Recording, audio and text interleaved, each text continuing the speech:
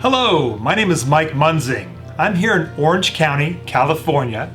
I'll be running for the City Council for Aliso Viejo in 2012. But did you see Barack Obama's press conference this last Wednesday? It was quite despicable. I want to share a story with you that I heard on Mark Levin's show the next day. I'm going to bring Mark on here in just a moment, but it was about a pencil, a simple pencil. So enjoy this story. I hope it means as much to you as it does to me. God bless America. God bless you and your family as well. I want to tell you a story. This story will tell you everything you need to know about us and our opponents, about those of us who believe in capitalism and free markets and individual liberty, and those who don't. I played the audio not long ago of the late, great Milton Friedman talking about a pencil. Friedman borrowed that, as he has said, and he said on his show, TV show Free to Choose, and in his book Free to Choose, massive bestseller,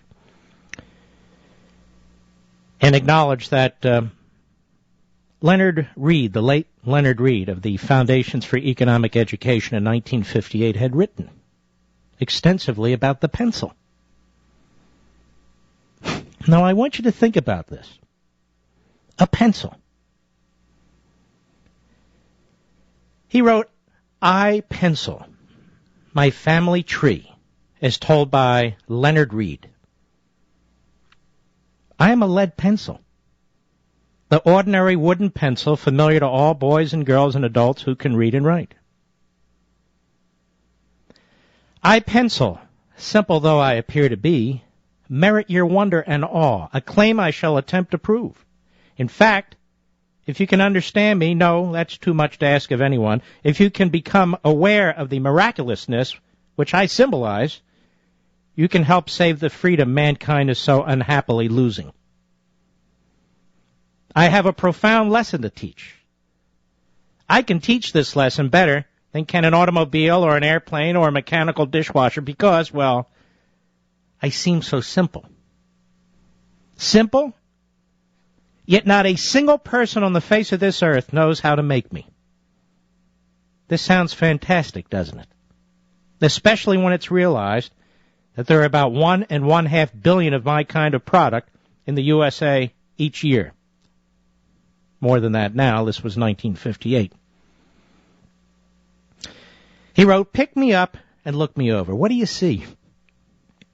Not much meets the eye. There's some wood, lacquer, the printed labeling, graphite lead, a bit of metal, and an eraser.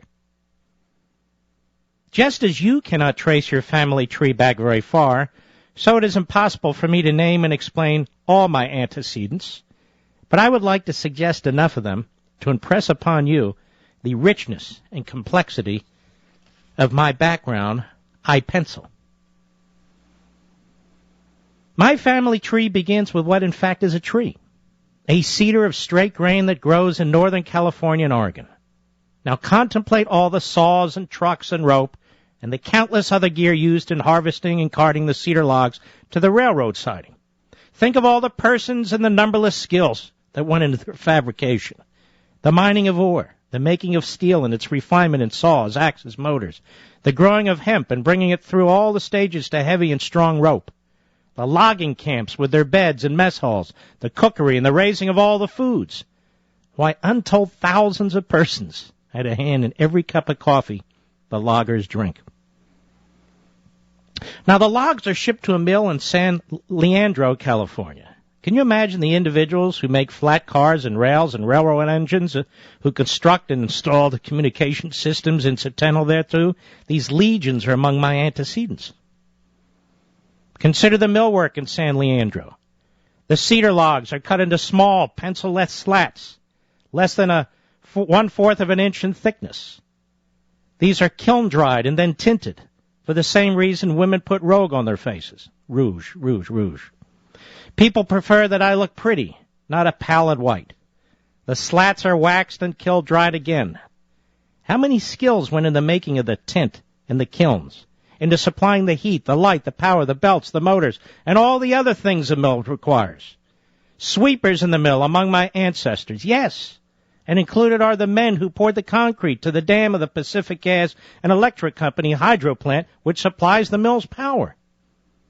Don't overlook the ancestors present and distant, who have a hand in transporting 60 carloads of slats across the nation.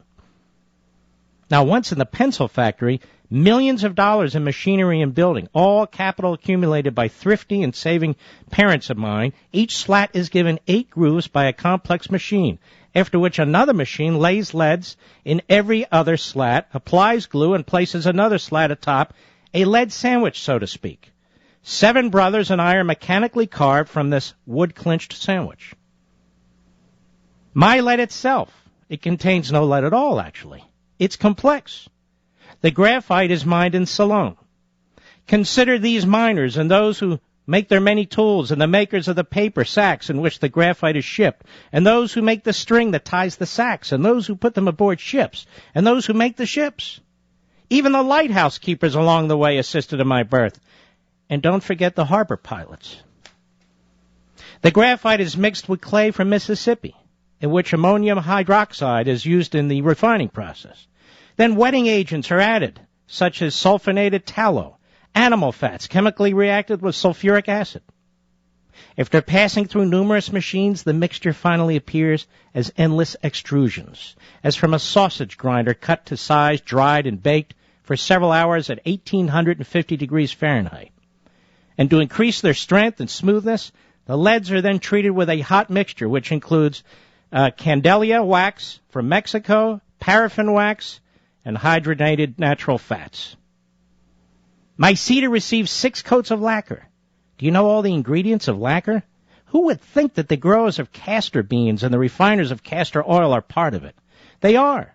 Why, even the processes by which the lacquer is made a beautiful yellow involve the skills of more persons than one can even count. Observe the labeling on my pencil. That's a film formed by applying heat to carbon black mixed with resins. How do you make resins, and what, pray, is carbon black? My bit of metal, the ferrule, is brass. Think of all the persons who mine zinc and copper, and those who have the skills to make shiny sheet brass from these products of nature. Those black rings on my ferrule are black nickel. What is black nickel, and how is it applied? The complete story of why the center of my ferrule has no black nickel on it would take pages to explain as well. Then there's my crowning glory, inelegantly referred to in the trade as the plug. The part man uses to erase the errors he makes with me. An ingredient called factice is what does the erasing.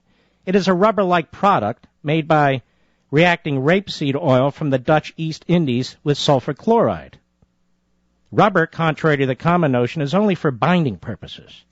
Then, too, there are numerous vulcanizing and accelerating agents. The pernice comes from Italy. The pigment which gives the plug its color is cadmium sulfide. Does anyone wish to challenge my earlier assertion that no single person on the face of this earth knows how to make me, that is, I pencil? Actually, millions of human beings have had a hand in my creation. No one of them who even knows more than a very few of the others. Now, you may say that I go too far in relating the picker of a coffee berry in far-off Brazil and food growers elsewhere to my creation, that this is an extreme position. I shall stand by my claim. There isn't a single person in all these millions, including the president of the pencil company, who contributes more than a tiny, infinitesimal bit of know-how. From the standpoint of know-how, the only difference between the miner of graphite in Ceylon and the logger in Oregon is in the type of know-how. Neither the miner nor the logger can be dispensed with, any more than can the chemist at the factory or the worker in the oil field, paraffin being a byproduct of petroleum. Here's an astounding fact. Neither the worker in the oil field, nor the chemist, nor the digger of the graphite or clay, nor any who mans or makes the ships or trains or trucks, nor the one who runs the machine that does the curling on my bit of metal, nor the president of the company performs this singular task because he wants me. Each one wants me less, perhaps, than does a child in the first grade. Indeed, there are some among this vast multitude who never saw a pencil, nor would know how to even use it. Their motivation is other than me.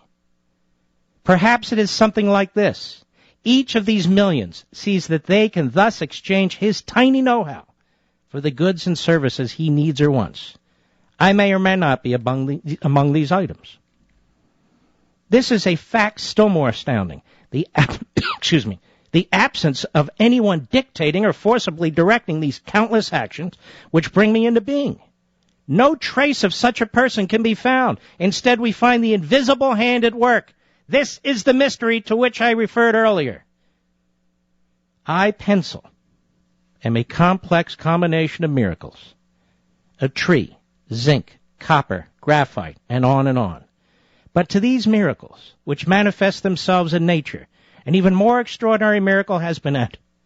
The configuration of created human energies, millions of tiny know-hows configuring naturally and spontaneously in response to human necessity and desire in the absence of any human dictator dictating anything. Since only God can make a tree, I insist that only God can make me. Man can no more direct these millions of know-hows to bring me into being than he can put molecules together to create a tree. So says I, pencil. That's a pencil. I want you to think of a private jet. All the devices, all the materials, all the chemicals, all the know-how, all the skill that goes into making a jet. It's what seems like infinite parts. All of it. Obama wants you to focus on the people who fly on jets. He wants you to focus on quote-unquote fat cat executives. What about all the people up and down the chain, horizontal and vertical, who are involved in producing the jet, servicing it, fueling it, its tires, every aspect of it? Tens of millions of people, tens of millions, who are producing everything that's necessary to go on that jet. You see, ladies and gentlemen, when you have a Marxist as a president who does not comprehend or chooses not to comprehend how the real world works, the laws of economics, which are part of the laws of nature, what you have is somebody trying to dictate his personal preferences on top of tens of millions of people. And what he will do is not destroy the executive, the fat cat. That's all for show. That's all for emotion. He's going to destroy you. He's going to destroy you. We're in the midst of nationalizing 1/7 of our economy, our healthcare system. Our two major automobile companies have been in effect nationalized. And by nationalized, I don't mean seized. I mean nationalized. They cannot function without the government dictating to it. Our banks have, in essence, been nationalized while we weren't looking. Wall Street may not know it yet, but it's been nationalized in many respects. Our school systems are being nationalized. Oh, yes, they are. Our credit system, actually, is being nationalized. The reason the housing market is dying and has died in many respects is because that's been nationalized, too. Millions of people being put out of work. Millions of people losing their savings and their investment. Millions of people losing, period. This is what happens when one man, with no knowledge, with no experience, with no competence, driven by a failed and disastrous and deadly ideology, imposes his will. Barack Obama cannot even tell you how a pencil's made. Nobody can. And yet, he wants you to believe he can remake our entire society. Nobody can. Least of whom, him. Mark Levin.